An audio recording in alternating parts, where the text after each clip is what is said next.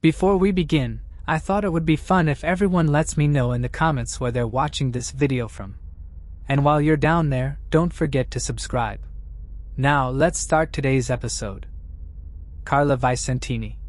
Carla Vicentini was born on April 29, 1983, in a small town in Brazil. In February, she traveled to the United States after saving diligently for a 5-month stay through a cultural exchange program. Once in New Jersey, she studied engineering and took a job at a White Castle restaurant. However, she was dissatisfied with her living conditions, as she had to share a cramped motel room with several other women in the same program. Carla eventually chose to leave both her job and the motel. She moved in with a family friend and began working at a Mediterranean manor. On February 8, 2006, she visited the Adega Bar and Grill in Newark, New Jersey, to see a friend who worked there. Around 2 a.m., she was seen leaving the bar with a man believed to be in his 30s. Some witnesses believe the man Carla left with was named Antonio. Before leaving, Carla told her friend she was going with him to his car to see a photo. The man was described as Caucasian, around 5 feet 8 inches tall, weighing about 200 pounds, with blue eyes and salt and pepper hair. What happened after they left the bar remains a mystery. It's believed she returned home at some point, as her wallet, passport, and jacket were later found there. Carla has not been seen since, and the unidentified man remains a person of interest in her disappearance. A few days after she went missing, someone called her boss's cell phone and screamed for help, but the caller was never identified, and it's unclear whether the call was connected to her case. Carla's mother no longer believes she is alive, as she was always in close contact with her family and never went more than a couple of days without checking in. At the time she was last seen, Carla was wearing a blue Hugo Boss coat, a white sleeveless shirt, blue jeans, and brown high-heeled ankle boots. She has a tattoo of a tiger on her stomach and a tattoo of an angel on her back. Before I continue, I want to remind you that only a small percentage of people who watch my videos are actually subscribed. So if you enjoy my content, consider subscribing. It's free and you can always change your mind later. Now let's move on with the video. Moving on to the next case. Jean Spangler. Jean Spangler, born on September 2, 1923, was a dancer, model, an actress who appeared in various Hollywood films during the late 1940s. She married Dexter Benner in 1942, and they had a daughter named Christine in 1944. However, the couple divorced 2 years later, sparking a lengthy custody dispute. In 1948, Jean was granted custody of Christine and subsequently moved in with her mother. On October 7, 1949, Jean left home around 5 p.m., telling her family she was going to meet Dexter to talk about a late child support payment. She left her daughter in the care of her sister-in-law, but she never returned. The last sighting of her was in a grocery store at 6 p.m. She appeared to be waiting for someone. Her main suspect was Jean's ex-husband, Dexter. He claimed, however, he hasn't seen her in weeks and his story checked out. 2 days after she went missing, a purse was found in Griffith Park, about 5.5 miles from her home. One of the straps on Jean's purse was found torn, suggesting it had been forcefully pulled from her arm. Inside the purse, authorities discovered a cryptic note that read, "Kirk, can't wait any longer. Going to see Dr. Scott. He will work best this way. All mother is away." Investigators were unable to identify who Kirk or Dr. Scott were. It was speculated that Jean may have been romantically involved with someone named Kirk, and that Dr. Scott could have been a medical professional, possibly someone connected to a secret abortion, as some of her friends indicated she was about 3 months pregnant. Despite a few unconfirmed sightings reported in the aftermath, Jean Spangler's fate remains unknown. Moving on to the next case. Kieran Richard Horman. Kieran Richard Horman was born on September 9, 2002, in Portland, Oregon, to parents Desiree and Kane. Shortly before Kieran's birth, Desiree and Kane divorced, and Kane remarried a woman named Terry Moulton.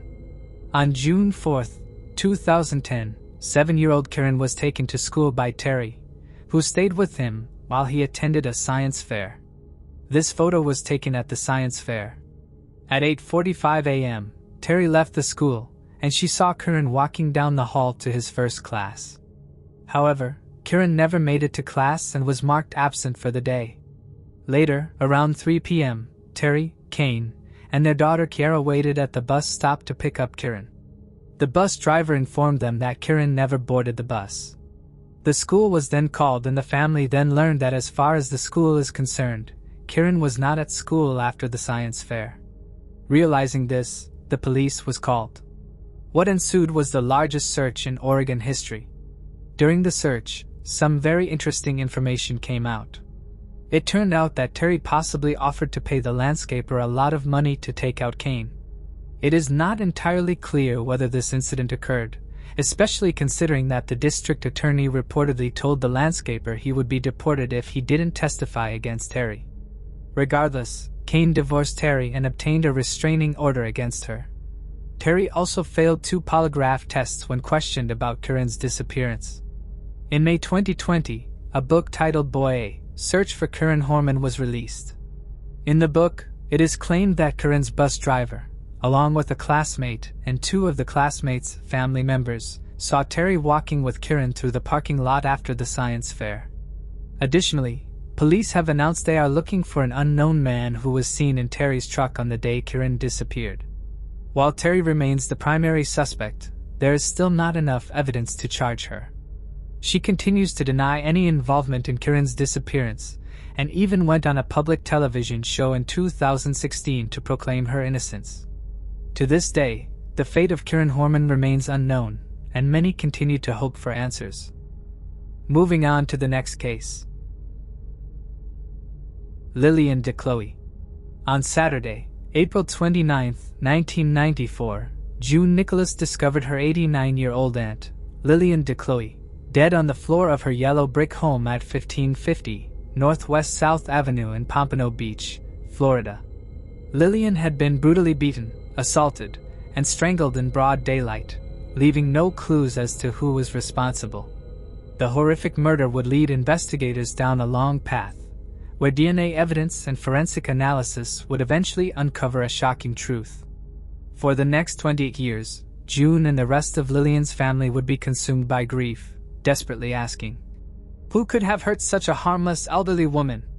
Our story takes place in Pompano Beach, Florida, a scenic city in Broward County. The city got its name from the pompano fish, which was once abundant in the area's waters. Known for its golden sands and crystal-clear blue water, Pompano Beach today is a bustling city. With a crime rate of 7.29 violent crimes per 1,000 residents annually, it remains a city with its share of challenges. Back in the 1990s, Pompano Beach had one of the highest tax rates in the country due to its stagnant population and economic growth. At the time, the city had a violent crime rate of approximately 2,886 victims per 100,000 residents. Despite the high crime rate in 1994, Pompano Beach was still a place where an 89-year-old like Lillian DeCloe could enjoy her later years after a life well lived. Born in 1905, Lillian devoted her youth to helping others, with careers as both a nurse and a teacher. She was known for her kindness, patience, and caring nature, earning the love and respect of everyone around her, from her students and patients to her coworkers and neighbors. Among those who loved Lillian was her niece, June Nicholas. As a child, June, along with her siblings and cousins, had benefited from Lillian's care and guidance. When Lillian began to struggle with memory loss and age-related illnesses, June took on the responsibility of caring for her. Lillian moved to Pompano Beach, Florida, to spend her twilight years in peace. To all who knew her, 89-year-old Lillian DeCloe was the epitome of a life well lived. After dedicating her years to serving her community as a teacher and nurse, she retired to a quiet life in her yellow brick home at 1550 Northwest 7th Avenue in Pompano Beach. There, she lived a peaceful, uneventful existence, until one tragic day, when violence shattered her tranquility. Saturday, April 29, 1994, began like any other for Lillian DeCloe. She spent the day comfortably lounging in her pink and white checkered nightgown, anticipating a visit from her niece June later in the evening. June had taken on the responsibility of caring for her aging aunt, often checking in to help with chores, manage medications, or simply keep her company. Around 6 p.m. that day, June arrived at Lillian's home as planned, bringing along some groceries she had picked up for her aunt. Upon entering the house, June immediately noticed that Lillian wasn't in the living room, so she called out for her. When she didn't receive a response, June checked the first bedroom where Lillian often took her naps, but again, she couldn't find her. Growing increasingly concerned, June moved down the hallway and looked into the bedroom on the right. There, she discovered her aunt lying motionless on the floor, and it was immediately apparent that Lillian was dead. In a panic, June screamed and rushed back down the hall to call 911. 2 officers from the Pompano Beach Police Department responded to the distress call, their minds filled with questions as they arrived on the scene. It was not every day you heard of an 89-year-old woman getting murdered in her own house, so it seemed like a strange call. Upon arriving at the scene at 1550 Northwest 7th Avenue, the officers confirmed that Lillian was dead. Lying on the floor beside a toppled floor lamp and a telephone with the cord pulled out, Lillian had wounds and bruises all over her face and body that indicated she had been beaten. There were bloody towels and other pieces of clothing littered around the room. The officers also noticed a broken window in the room where Lillian's body was found, where Lillian's attackers had likely entered from. The house had been ransacked, and the several broken pieces of furniture strewn across the room indicated that there had likely been a vicious struggle as Lillian fought for her life. Lillian's body was in such a shocking state that at first glance, it seemed to be a crime of passion. Lillian had contusions all over her body. Her ribs, nose, and wrist were fractured. She also had bruising around her genitals that suggested that she had been assaulted before being killed. The bruises on her neck also meant she had been strangled. The Broward Medical Examiner's Office would conduct an autopsy on Lillian and conclude that she had died from asphyxiation and also suffered a blow to the head. The telephone with the cord pulled out found next to Lillian's body was what the attacker used to strangle her. However, there was no indication that Lillian was specifically targeted by her attacker, meaning the crime was likely not of passion. Lillian was generally beloved in her community, so she had no enemies. According to Lieutenant Earl Fluellen from the Pompano Beach Police Department, the scene of the crime and the general state of the house indicated that the case was likely that of a burglary gone wrong. But that did not make sense to Lillian's family members, who knew that Lillian lived alone and did not have any money worth losing her life for. June recalled that Lillian did not have more than $50 at the house at the time of the incident. After searching the house, the only item that appeared to be missing was a gold wedding band. After gathering evidence from the crime scene, police officers began interviewing Lillian's neighbors to find out if they had heard or seen anything related to Lillian's murder. But according to the neighbors, the last time they saw Lillian was around 6:50 a.m. that morning when she went to buy a newspaper. She looked hale and hearty, and no one could recall seeing anything suspicious even though the murder occurred in broad daylight. After only a few days, detectives had come up with a list of potential suspects in Lillian's murder, but they still did not have enough to make an arrest. To motivate people to try and remember anything they could have seen or heard that could help with the investigation, the police put out a $1,000 reward for information leading to the arrest of Lillian's murderer. Pompano Beach Police spokeswoman Sandra King also told the media that the police were looking for anyone who knew anything about the crime or the man responsible for it. In an interview with the Sun-Sentinel, King said, "At this point, we are urging anyone who saw anything to call us. Some kind of human monster is walking around freely with the blood of a harmless 89-year-old woman on their hands."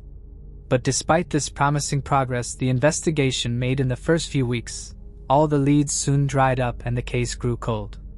Meanwhile, June Nicholas was grieving the loss of her beloved Aunt Lillian.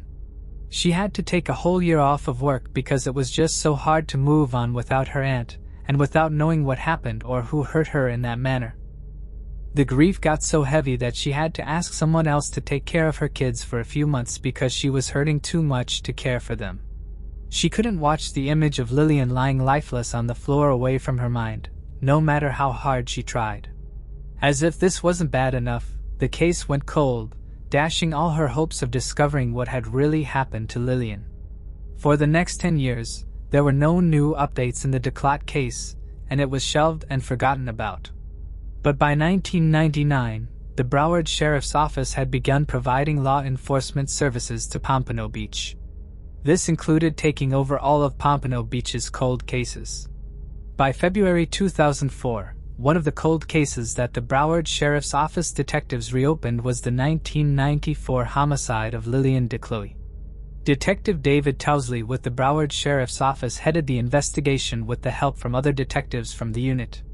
They reviewed old case files, DNA databases, and re-examined evidence collected from the crime scene almost 30 years earlier.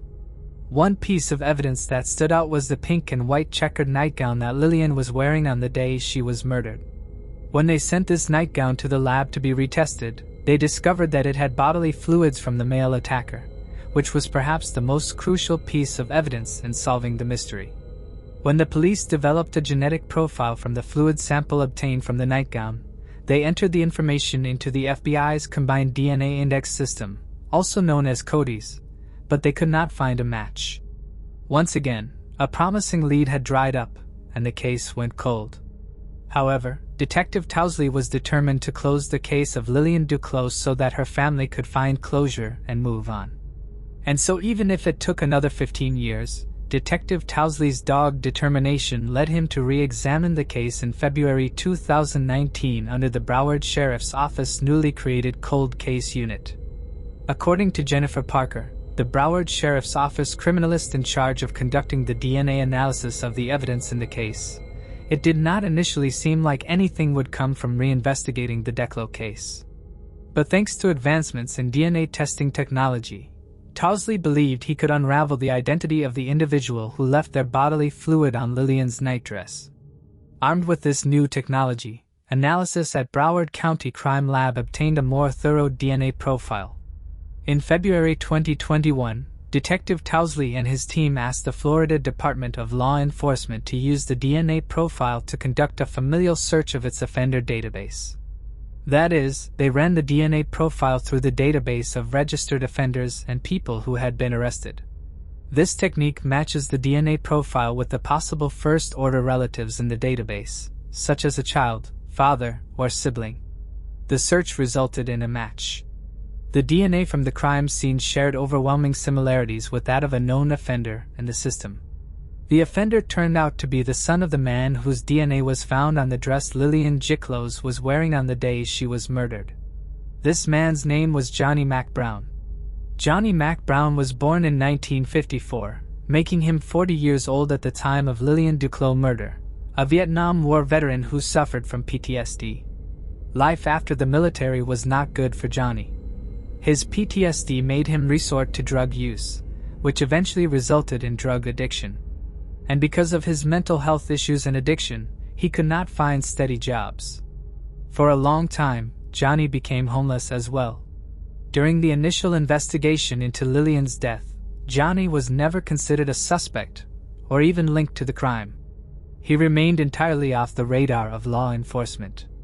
However, when a match was found between Johnny's DNA profile and evidence from the crime scene, it became increasingly clear that he was very likely the man who had attacked Lillian. Further investigation revealed that, in the early 1990s, Johnny had lived just a few houses away from Lillian. Unfortunately, detectives couldn't arrest him for questioning, as he had passed away from natural causes in 2010 at the age of 56. He was buried in the South Florida National Cemetery in Lake Worth, Florida. In August 2022, a judge approved the Broward Sheriff's Office detectives' request to exhume Johnny's remains for further examination. Working alongside the United States Department of Veteran Affairs, the Palm Beach County Sheriff's Office, the Palm Beach Medical Examiner's Office, and a forensic anthropologist, the team exhumed Johnny's body to collect DNA samples. These samples were then tested by Jennifer Parker, a criminalist from the Broward Sheriff's Office, who compared them with the DNA profile already on file. To get the most accurate result possible, Parker took some of the bone marrow from Johnny's rib bone for testing. The test resulted in a match with the existing DNA profile from the sample found at the crime scene. According to the Broward Sheriff's Office, the DNA results showed that the DNA from the crime scene was 66,800,000,000,000 times more likely to be from Johnny than from somebody else. With this conclusive evidence, there was no doubt that the killer in Lillian Duclos' case was Johnny Mac Brown, but that still did not explain why Johnny did what he did.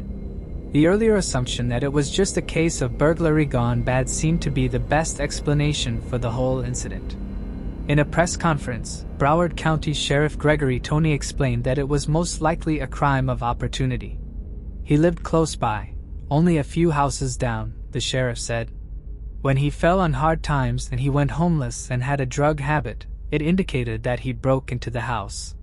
He may or may not have known she was there alone, but she was 89, she lived by herself, and it looked like all the drawers were open and things were gone through the house. Police presented all the evidence they had collected thus far to the Broward State Attorney's Office. There, the prosecutors reviewed the case and concluded that Johnny Mac Brown was involved in the death of Lillian Duclos. The case was closed. Although 28 years is a long time to await justice, Sheriff Toney believes justice has no expiration date, he said. So long as we are responsible for investigating these cases, we are going to continue to push for the necessary manpower and effort to make sure that we can bring closure to so many families who have been waiting for decades time and time again in the hope that they get some resolution.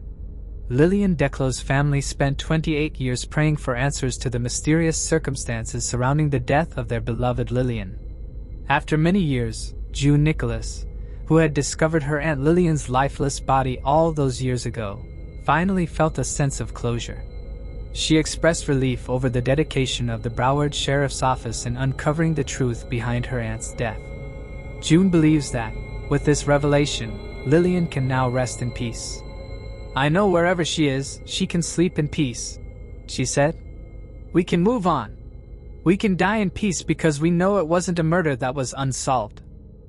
Although the case of Lillian Duclos' death has been resolved, some lingering questions remain. We may never fully understand why Johnny Mac Brown committed the crime or whether he felt any remorse during the years that followed. Additionally, questions arise about whether investigators could have identified the real killer sooner. Ultimately, while justice was served, it's hard not to wonder if things could have unfolded differently. Moving on to the next case. Mark Himmelball. Mark Himmelball was an 11-year-old boy from Tall Haven, New Jersey, affectionately nicknamed Curious George. He had red hair, blue eyes, and freckles, and was diagnosed with OCD, for which he took medication. Mark was also known to have frequent tantrums and angry outbursts. On November 25th, his mother allowed him to go outside to watch firefighters respond to a blaze about a quarter mile from their home. She stepped out briefly for what was meant to be a 5-minute errand, but was unexpectedly delayed and returned around 40 minutes later. When Mark hadn't come back, she assumed he was playing nearby with other kids. However, when he still hadn't returned by 5 p.m., she reported him missing. At around 9 p.m. that evening, one of Mark's left shoes was discovered on Sunday Beach, with his footprints found close by. Witnesses reported seeing him earlier at a local park speaking with an unidentified girl who appeared to be around 9 years old. It was considered unusual that no one in the small community could identify her. Later, Mark was also seen in the company of 2 men, one of whom was described as being between 30 and 35 years old with dark red hair tied back in a ponytail. That sighting remains the last confirmed trace of Mark, and he continues to be missing to this day. Moving on to the next case. Mike McLean. Mike McLean, a 29-year-old from Manchester, New Hampshire, went to the Tropical Lounge nightclub in Nashua, New Hampshire, with his friends on the night of April 21, 2019. In the early hours of the morning, a female friend of Mike's got into an altercation outside the club with another woman, which even prompted a call to the police. Mike wasn't involved in the initial confrontation, but he stepped in to break it up. Afterward, Mike became separated from his friends around 1:45 a.m. They searched for him for about 45 minutes before heading home. Between 1:45 a.m. and 2 a.m., Mike called his boss, telling him he was being followed by multiple people. His boss attempted to call him back, but Mike never answered. During this time, a few strange messages were sent from Mike's phone to his friends, though it's unclear whether he was the one who typed them. His phone's last known location was at a McDonald's on Hollis Street, which was east of the Tropical Lounge. The last confirmed sighting of him was captured on security camera footage at a nearby condominium complex, where he was seen heading east from McDonald's. Since then, there has been no activity on his social media accounts or credit cards. Mike's mother was quoted as saying, "When you're a mom, your child is your whole world. And right now, my world is falling apart. But I gotta keep on for my daughter and for Mike. I am holding on to my faith." Moving on to the next case. Mona Blade. In 1975, 18-year-old Mona Blade lived in Hamilton, New Zealand, and worked as a shop assistant. She shared a home with her sister Lillian, Lillian's husband Tom, and their daughter Angela. Wanting to surprise her parents in Hastings for Queen Elizabeth II's birthday celebration, a significant annual event in New Zealand, Mona chose to hitchhike there. On the morning of May 31, 1975, Mona set out on her journey. A truck driver later reported seeing her get into an orange Datsun near Taupo. He spotted the same vehicle again on a remote road, but Mona was no longer visible inside. The man driving the car was described as middle-aged, overweight, bald, and possibly wearing glasses. Since Mona had planned her visit as a surprise, her parents were unaware she was on her way. Because her visit was unannounced, Mona's family didn't realize she was missing until 3 days after she was last seen. When she failed to show up for a new job, her family was notified, prompting them to contact the police. A large-scale search operation began, drawing nationwide attention, especially since missing person cases were relatively rare in New Zealand at the time. Mona was described as 5 feet 6 inches tall with a fair complexion, honey brown hair, and blue eyes. Tips flooded in from across the country, with reports placing her in various locations. The most promising lead initially came from the truck driver who had seen her get into the orange Datsun.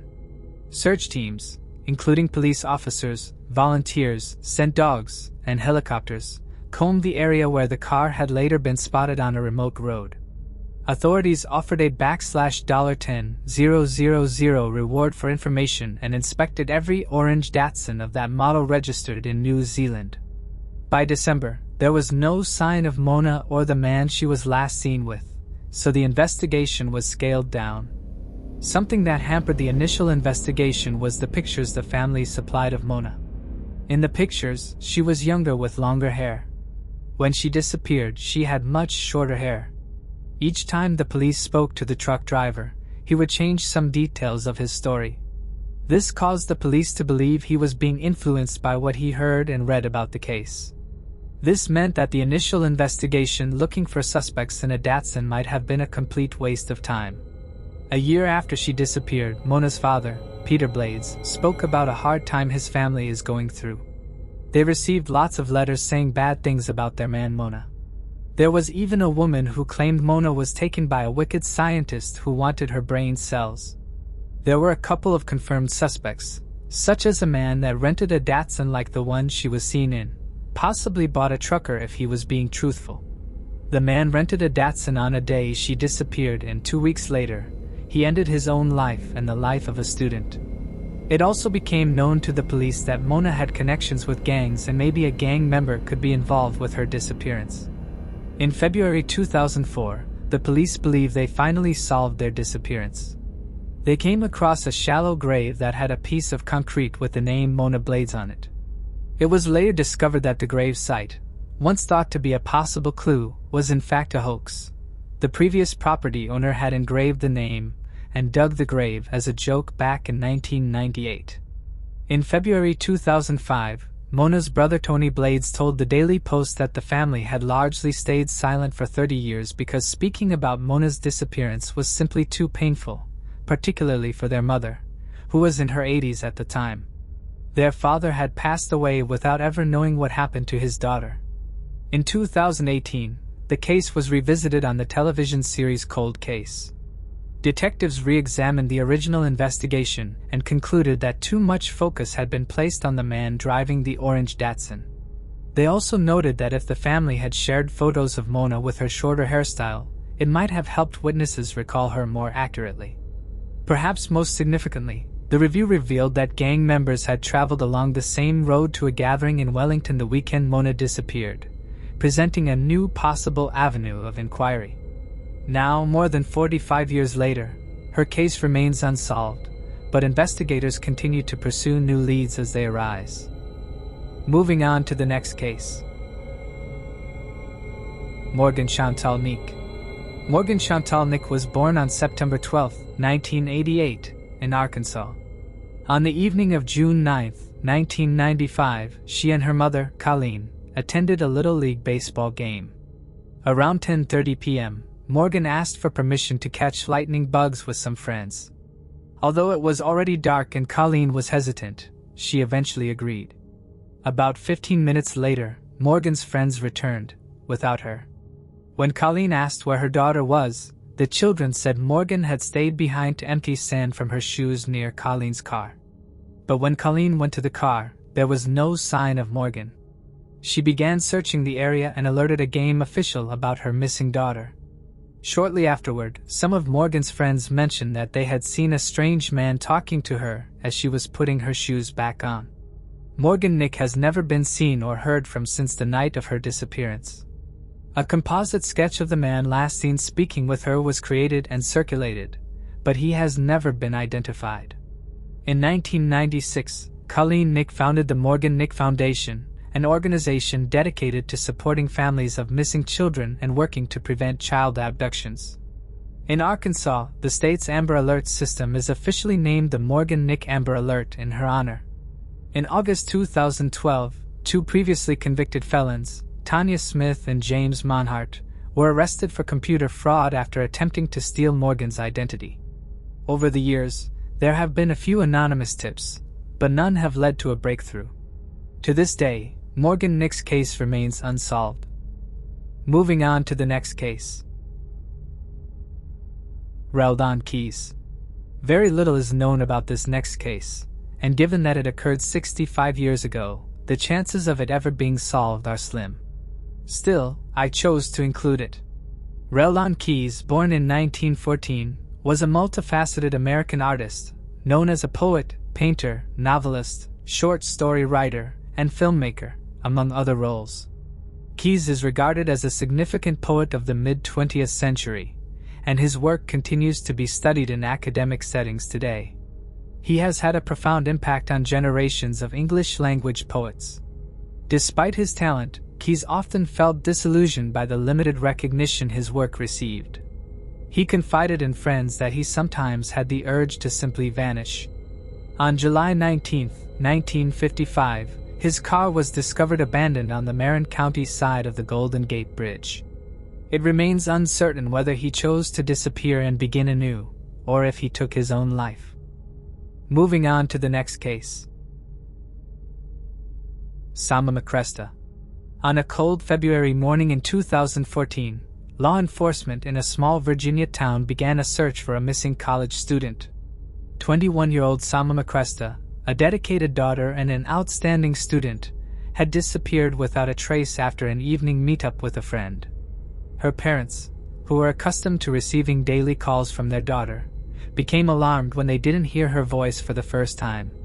What initially seemed like a simple misunderstanding quickly spiraled into a chilling mystery. Sama McCresta was born in Nepal to Dromani and Rajesh Cresta, parents who prioritized education and raised their children with deep respect for tradition. When Sama was 3 years old, the family decided to immigrate to the United States in search of better opportunities. They settled in Vienna, Virginia, a town known for its welcoming environment, particularly for immigrants from South Asia. Sama adapted quickly to her new home. While her family continued to speak Nepali at home, she learned English with ease and integrated seamlessly into her school community. Teachers praised her exceptional academic abilities, and classmates described her as cheerful and kind-hearted. During her school years, Samama developed a strong passion for science, particularly biology and psychology, which shaped her future aspirations. A pivotal moment in Samama's life came with the tragic loss of her older sister, Manisha, who passed away in an accident. This heartbreaking event profoundly impacted the family but also became a driving force for Samama's personal growth. She resolved to pursue a career in medicine, motivated by a desire to help others and prevent similar tragedies. Throughout her high school years, Samama took part in various volunteer projects, where she gained valuable insights into the impact of healthcare. After graduating, Samama enrolled at Virginia State University, majoring in biology and psychology. She was known for her strong motivation, excellent organizational skills, and ability to set ambitious goals, which she pursued with unwavering determination. Her ultimate dream was to attend medical school and make a difference in the lives of others. In stark contrast, Jessica Ewing, her college friend, grew up in a very different environment. Raised in a strict Baptist household in Easton, Maryland, Jessica's upbringing was shaped by rigid religious principles that left little room for deviation. Her early years were marked by a deeply personal trauma, a harrowing episode involving aggressive behavior from a family friend. Jessica never discussed this incident with her family, choosing instead to press her feelings and conceal her pain. When Jessica enrolled in college, she sought to break free from the strict religious environment that had defined her upbringing and focused on her studies. She chose two majors, biology and aquaculture. However, internal conflicts persisted. Jessica began to realize that her feelings toward other women conflicted with the beliefs instilled in her by her family. This created an ongoing emotional struggle that she couldn't handle alone. In February 2012, at Virginia State University, Jessica met Samama during a lecture. Samama's energy and kindness made a strong impression on Jessica. Over time, their interaction became more frequent. They often discussed coursework, shared opinions on scientific topics, and prepared for classes together. For Sama, this connection was a natural extension of her open and warm personality. For Jessica, however, their growing friendship quickly took on a different tone. Her interest in Samama began to cross the boundaries of a typical friendship. The attention Jessica gave to her often felt unusually personal. Samama, focused on her studies and future career, didn't notice that their friendship was taking on a deeper meaning for Jessica. This bond, which started innocently enough, would soon play a pivotal role in their lives. Jessica increasingly sought opportunities to spend time with Samama, while Samama viewed their interactions as part of a normal friendship. At this point, no one around them suspected that these interactions would one day lead to tragedy. Jessica's challenge lay in the fact that her feelings for Samama were far from platonic. She began to grapple with the realization that her attraction conflicted with the strict beliefs of her upbringing. This inner turmoil grew. On one side, there was her desire to maintain their friendship. On the other, her struggle with unrequited romantic feelings. Jessica tried to hide her emotions, fearing judgment from others and rejection from Samama herself. Meanwhile, Samama began developing a relationship with someone else. She started dating Scott Maselli, an upperclassman preparing for law school. Their relationship began as casual conversation, but soon evolved into something more meaningful. Scott was captivated by Simona from the start, and despite her busy academic life, she made time for him. The two women supported each other in pursuing their ambitions, which only deepened their bond. However, Jessica's feelings towards Samama's relationship with Scott became a source of intense emotional distress. She struggled with jealousy that she couldn't openly express. It frustrated her that Samama was spending more time with Scott, prioritizing dates and outings over their friendship. Even small mentions of Scott in conversation stung Jessica and intensified her yearning to be in his place. As she grappled with these emotions, Jessica began to reflect on her feelings, trying to understand the nature of her attachment to Samama. She soon realized that her emotions weren't just rooted in admiration, but in a deep, emotional connection. At the same time, she felt growing pressure from her upbringing. Jessica continually reminded herself that these feelings conflicted with the religious principles of her family and the community she was raised in. Yet, no matter how hard she tried, she couldn't overcome the internal conflict that was consuming her. During this time, Jessica increasingly withdrew, avoiding discussions about her emotions even with close friends. She felt that no one in her circle could truly understand her. The only outlet for her feelings became her journal. In its pages, she described her pain and confusion, but even in writing she was afraid to fully express her thoughts, fearing that someone might discover her secret. As time went on, her emotional struggles began to affect her daily life. Jessica started avoiding Scott, trying not to run into him on campus. This wasn't just because of jealousy, but also out of fear that he might notice her feelings for Samama. At the same time, she tried to remain a good friend to Samama, but the growing tension made it increasingly difficult for her to maintain their usual ease of interaction. The situation was made worse by the fact that Samama saw Jessica solely as a friend. She was comfortable sharing personal topics and future plans with Jessica, but never saw their friendship as anything more. For Simona, her relationship with Scott was a priority, and she worked to strengthen their bond. This only reinforced Jessica's belief that her feelings were unreciprocated. In an effort to cope with her growing internal discomfort, Jessica sought help from university counselors. However, even after these sessions, her emotional instability persisted. Every time Samama mentioned Scott or talked about her romantic plans, Jessica felt overwhelmed by anger and resentment. She began to blame herself for her feelings, but no matter how hard she tried, she couldn't find a way to let go of them. These emotional struggles laid the groundwork for what would follow. Jessica's attachment to Samama, compounded by jealousy and internal conflict, gradually turned into an obsession. Her inability to resolve her inner turmoil would eventually lead to tragic consequences. One of the turning points in Jessica and Samama's relationship began with what seemed like a casual conversation. During one of their meetups, they started talking about movies, and Samama mentioned that she had never seen The Lion King. Excited by the chance to spend more time with her, Jessica suggested they watch it together. For Samama, it was a friendly suggestion she accepted without hesitation. For Jessica, however, this was an opportunity to grow closer to Samama and explore the possibility of deepening their connection. On the scheduled day, Jessica put a lot of thought into the evening. She planned every detail carefully, aiming to create a warm and welcoming atmosphere. She viewed this as a significant moment in their dynamic, a chance to take their bond to the next level.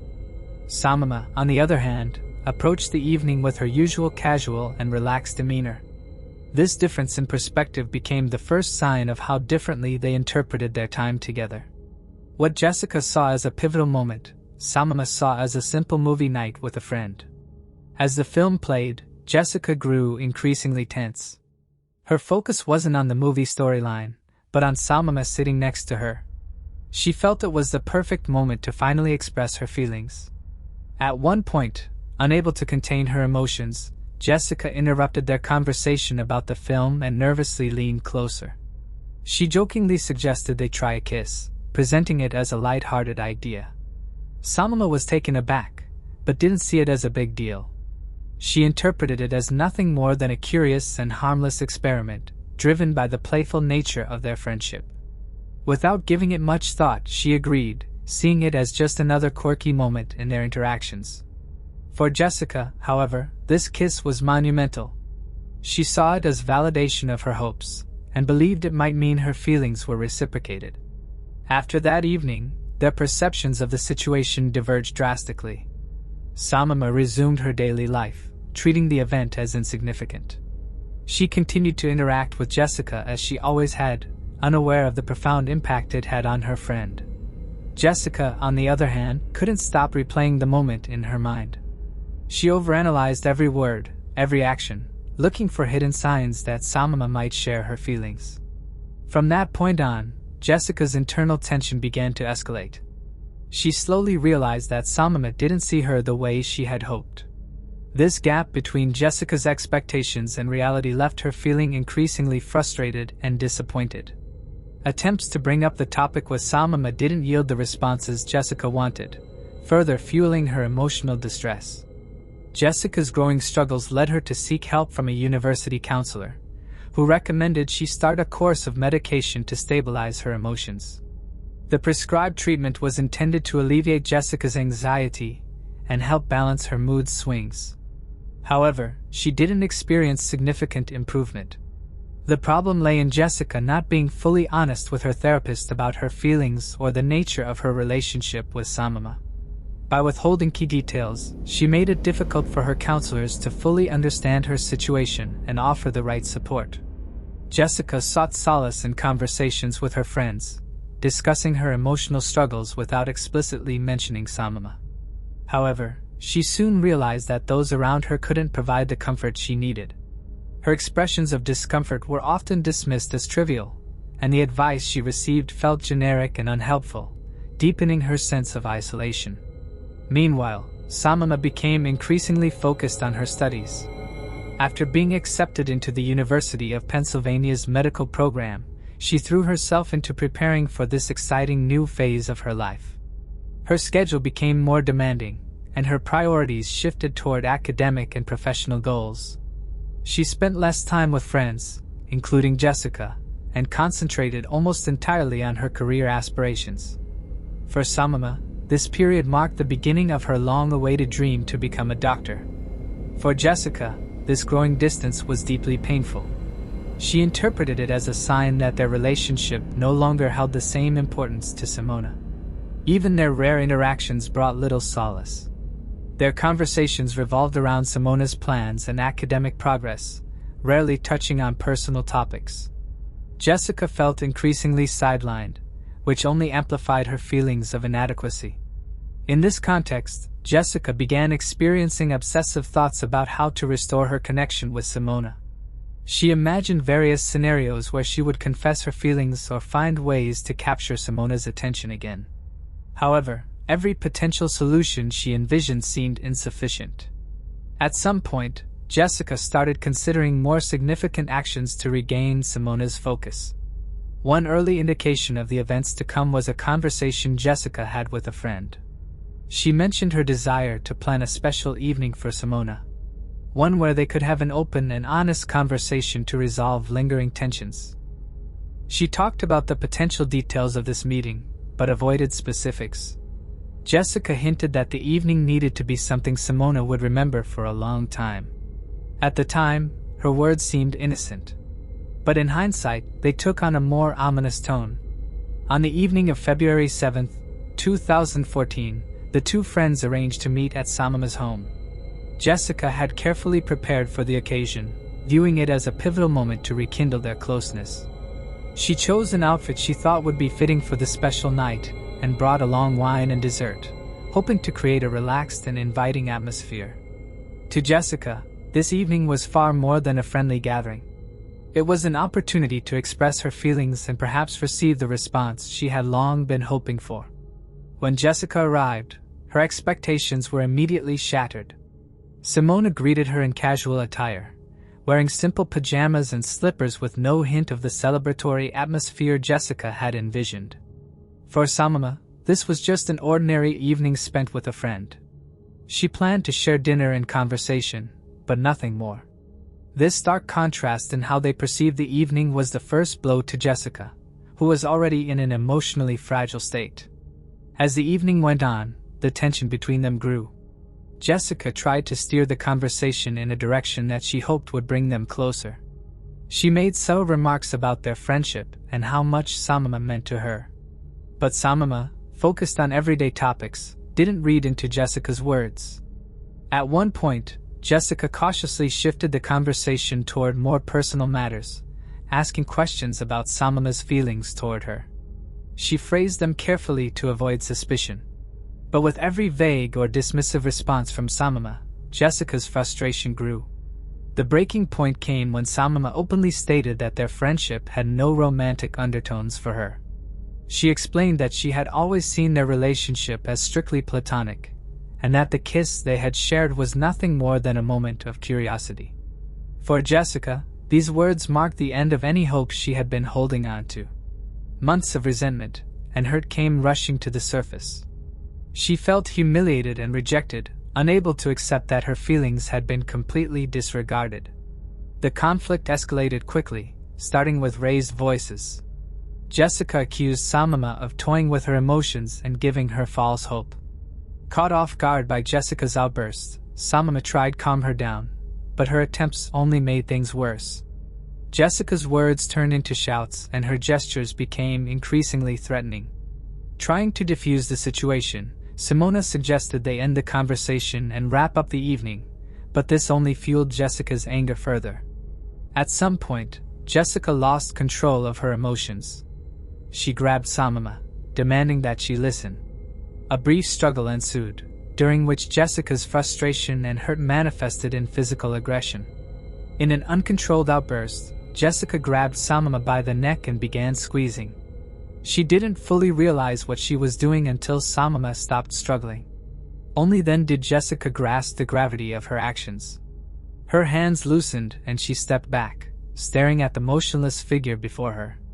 The moment of realization threw Jessica into a state of panic. She couldn't believe that her anger and feelings of betrayal had led to such a devastating outcome. She knew she had done something irreversible, and in the moments following the incident, her mind was consumed by chaotic thoughts about what to do next. One question echoed in her mind: what now?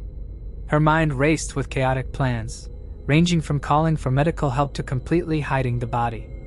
Fear of being caught quickly took over, and she decided to act to cover her tracks. Jessica's first step was to hide the body. She found a sleeping bag in Simona's apartment, wrapped the body in it, and dragged it to Simona's car, which was parked outside. Jessica intended to stage the scene to look like a disappearance rather than a crime.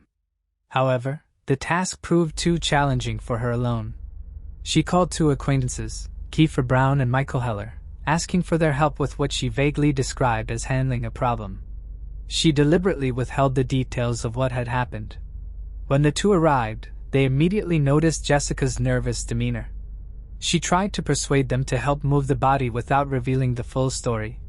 Kiefer reluctantly agreed, but Michael was more cautious, suspecting that the situation was far more serious than Jessica was letting on. Despite his reservations, they helped move the body into Simona's car. Jessica mentioned her plan to dispose of it entirely, but no concrete steps were taken that night. The following day, Samama's parents became increasingly worried when they were unable to reach her. She usually maintained regular contact with them, but this time, their calls went unanswered. Alarmed, they reported her disappearance to the police. Authorities swiftly launched an investigation, recognizing that Samama, a diligent student, would never just disappear without reason. Investigators honed in on her last known evening and began identifying individuals who had been with her. Jessica, being the last person to have seen Samama, knew she was a prime suspect.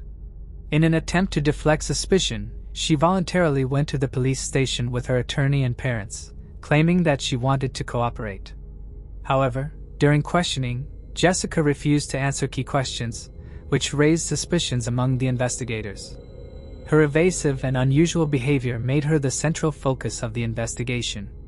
Meanwhile, police conducted a search of Samama's apartment, hoping to find clues that could help unravel the mystery. They discovered evidence of a struggle in blood that indicated a violent encounter had taken place.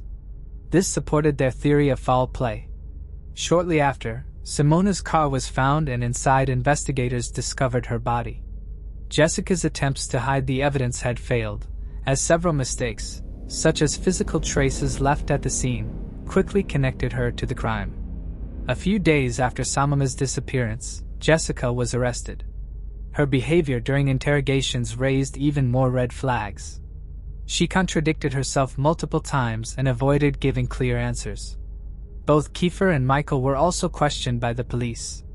Kiefer admitted to helping move the body, but insisted he had no knowledge of Simona's cause of death. Michael, on the other hand, fully cooperated, telling authorities that he found Jessica's actions suspicious and had refused to assist her further. Jessica's arrest was the first step in uncovering the details of the crime. Her friends who had been involved in hiding the body also came under investigation. However, it was Jessica's missteps and erratic behavior that played a crucial role in allowing the police to piece together the truth. As the investigation progressed, the facts became increasingly clear and her culpability grew undeniable. The trial began in February 2015 and attracted significant public attention. Prosecutors presented a substantial amount of evidence, including signs of a struggle in Samama's apartment, blood traces at the scene, and surveillance footage showing Samama's car being driven by Jessica on the day of the disappearance. A critical piece of evidence was the discovery of Samama's belongings in Jessica's possession, including her medical kit and personal photographs. During the trial, Jessica initially denied her guilt, claiming her actions were the result of an emotional breakdown. However, faced with overwhelming evidence, she eventually admitted her role in the crime. In her statement, Jessica described the motives behind her actions, explaining that her anger stemmed from feelings of rejection and humiliation, when Samama made it clear that their relationship was strictly platonic.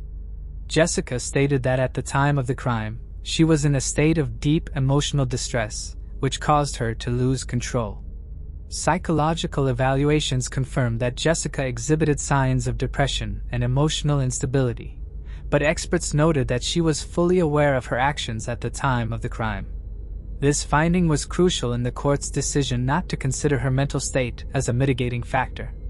Prosecutors emphasized that the crime had been committed deliberately, and that Jessica's efforts to hide evidence pointed to premeditation.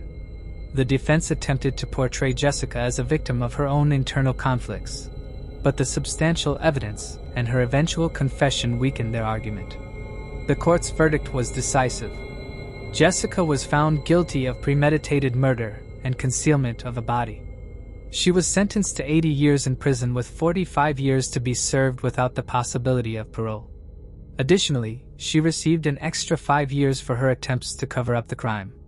Kiefer Brown received a lighter sentence for his role in helping to hide the body. He was initially sentenced to 12 months in jail, but his term was reduced to 28 days due to his cooperation with law enforcement. Michael Heller was not charged as he had refused to participate in hiding the evidence and had promptly reported his suspicions to the authorities. The verdict brought mixed emotions to Simona's family. On one hand, they felt some relief knowing that the person responsible for the crime had been held accountable. On the other hand, their loss was irreparable. After the sentencing, Samama's parents thanked the court and law enforcement for a fair investigation, but acknowledged that nothing could ever bring their daughter back. The trial not only brought closure to the case, but also served as a sobering reminder of the importance of early intervention in addressing emotional and psychological struggles. The university where both Samama and Jessica studied introduced a mental health support program aimed at preventing similar tragedies in the future. Samama's family endured unimaginable grief. Having lost their eldest daughter in an accident just a few years earlier, they were now faced with another tragedy.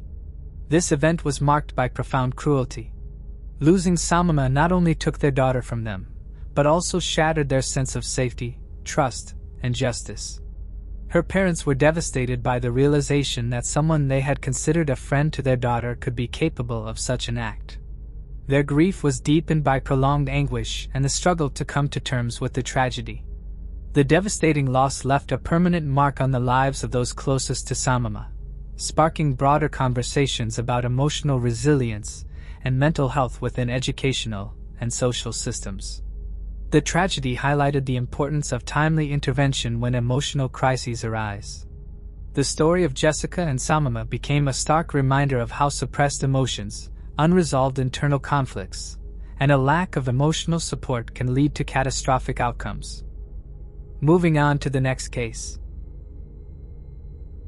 Shonda Renee Stansberry.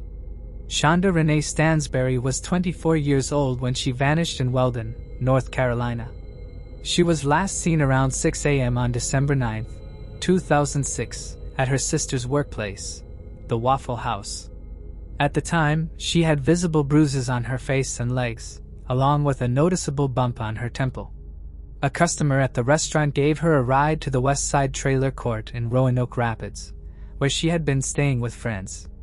However, on the day she disappeared, those friends asked her to leave. Since that day, she has not been heard from.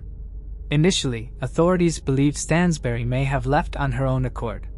But on December 14 at 11:30 a.m., A woman called 911 from Walden County, South Carolina, claiming she had seen someone she believed to be Stansberry running into the woods behind the Information Grocery Store off Highway 158 in Halifax, North Carolina. The caller disconnected without giving her name, and police were unable to trace the call at first. However, they were able to locate and speak with the woman several days later. She told them 2 black males chased the woman who was naked, bleeding from her face and screaming for help into the woods. The witness knew Stansberry and recognized her. She said that she didn't try to help because she was afraid for her life. The witness described one of the men chasing Stansberry as between 28 and 32 years old, 5 feet 8 inches tall with dark complexion, big arms and a stocky build. He was wearing jeans, a white t-shirt and a baseball cap and may have been bald. The other man in the sighting was described as being 5 foot 6 inches tall, with light skin and a medium build, bald with dreadlocked hair. He was possibly wearing Timberland boots, jeans with patches, and an oversized button-down shirt, which might have been brown or light brown. Following the witness's account, Stansberry's case was reclassified as that of an endangered missing person. In February, over a year after her disappearance, additional witnesses came forward, claiming to have seen Shonda in Wilson County, about 60 miles away from Roanoke Rapids. Detectives were dispatched to investigate, but once again, they were unable to find any trace of her.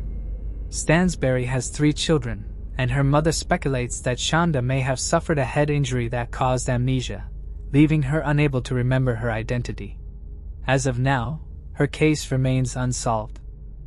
Thanks for watching. I hope you enjoyed exploring these intriguing cold cases with me. If you found the video fascinating, don't forget to give it a thumbs up and subscribe to Cold Case Mystique for more deep dives into unsolved mysteries. Your support helps me bring you more compelling content. Leave a comment below with your thoughts or any cases you'd like me to cover next. See you in the next video, and remember, the search for truth never stops.